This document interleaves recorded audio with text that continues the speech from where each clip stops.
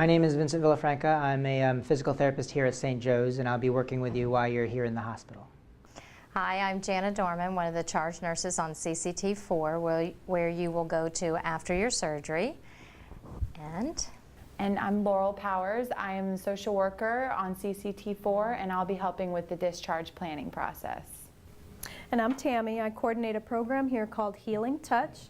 Healing Touch is a very gentle, energy-based therapy that helps with pain, nausea, anxiety after your surgery.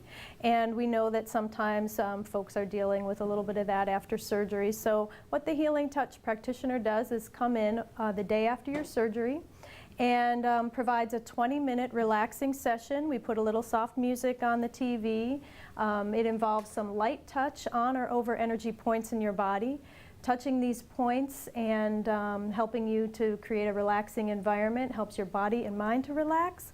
And when your body and your mind are very relaxed, your body can do its best healing. So this is not mandatory. It's offered at no charge to you. And I'll come in and visit you the day after your surgery and offer this to you.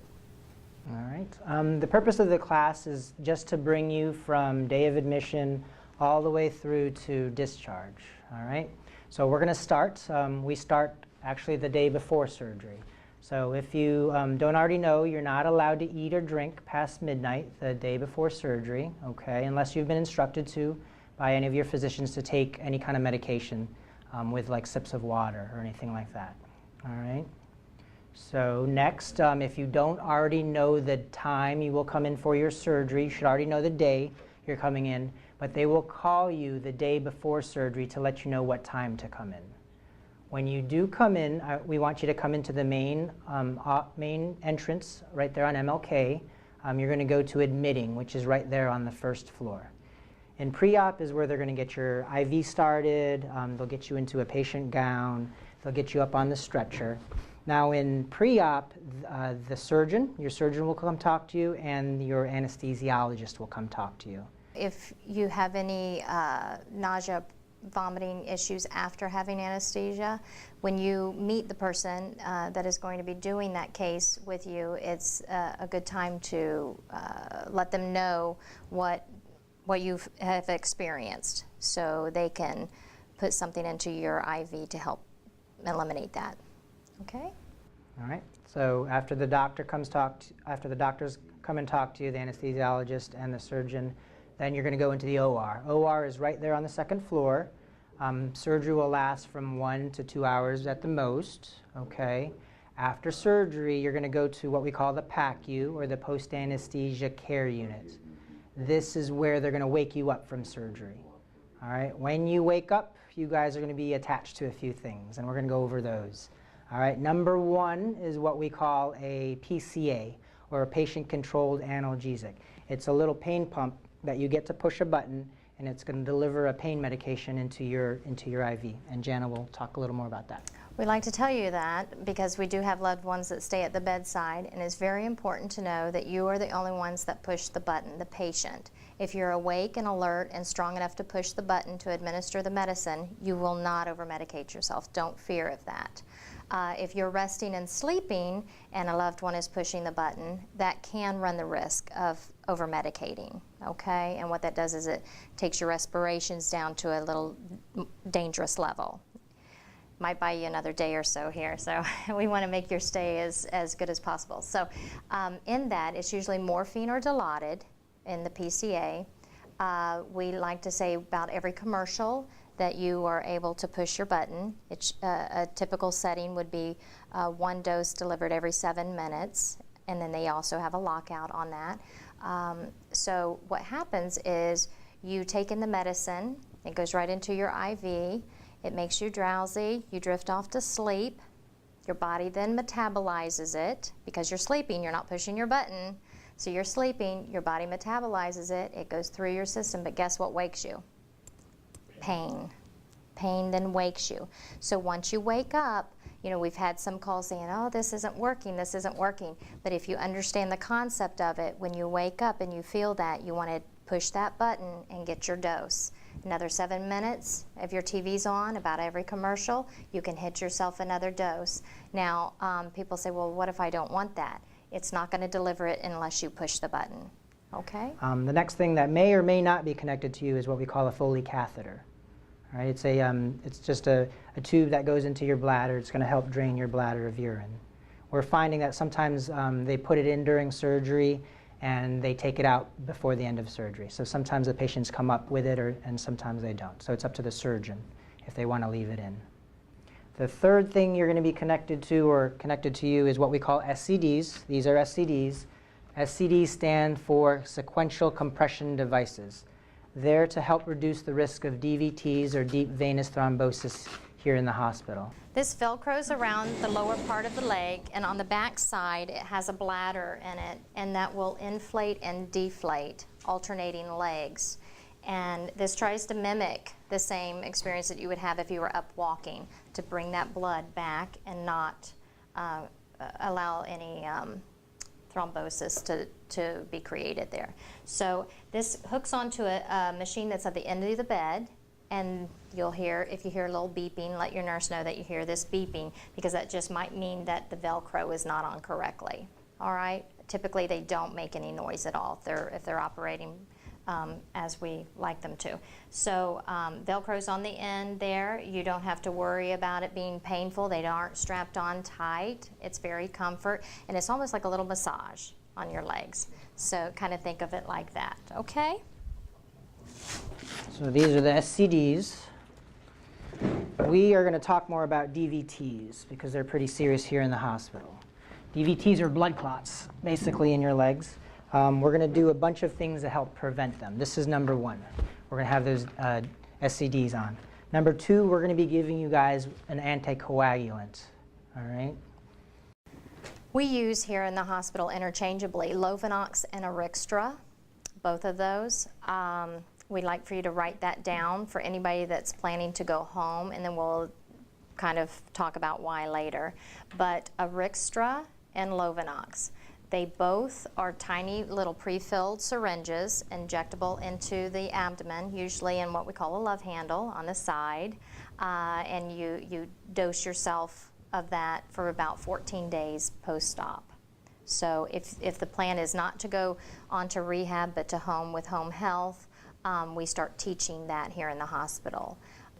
All right, so that's the anticoagulant. Now, one of the easiest and simple things you can do to help decrease the risk of DVTs, and I want you to do this once you guys wake up, I simply want you to pump your feet up and down. All right? What you do when you pump your feet, you're using muscles. And when you're using muscles, you're helping to push blood in your legs. All right? So when you wake up, I want you to pump your feet at least every half hour, 20, 30 times, okay? Just pump your feet. That's one of the easiest things to help reduce that risk. All right? And the last thing we can do to help reduce that risk is to get you up and walking, okay? When you're up and walking and out of the bed, that blood isn't just sitting in your legs and having that chance to clot. All right?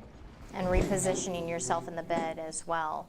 Feel very comfortable. I just kind of want to step back for a minute. Your day of surgery is day of surgery, and then you'll hear us say post-op day 1. That's the second day that you're here, okay? Your post-op day 1, and then 2, and then 3, okay? All right.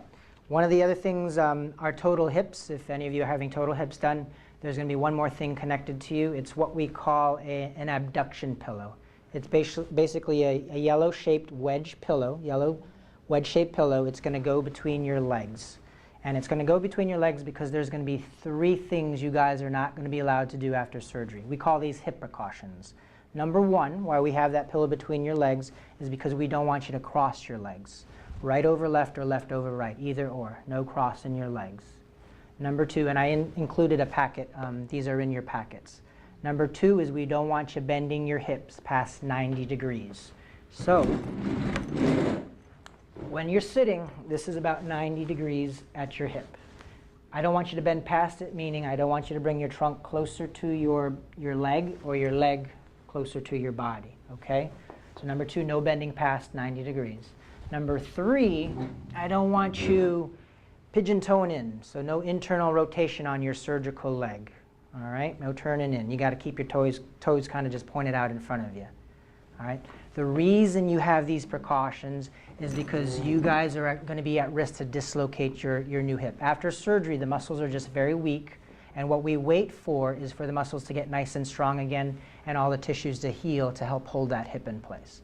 So I like to say that the precautions will stay into effect. It can be from 3 to 6 weeks, or it can be from 3 to 6 months. It all depends on how fast we can get those muscles strong again. All right? And if you do dislocate, I always tell patients you'll know it. You'll know it for sure. And unfortunately, it means usually another trip under anesthesia to get it back in place. So that's why we want to prevent a dislocation at all costs. All right? So working with therapy, we're going to really instruct you on how to stay within those precautions.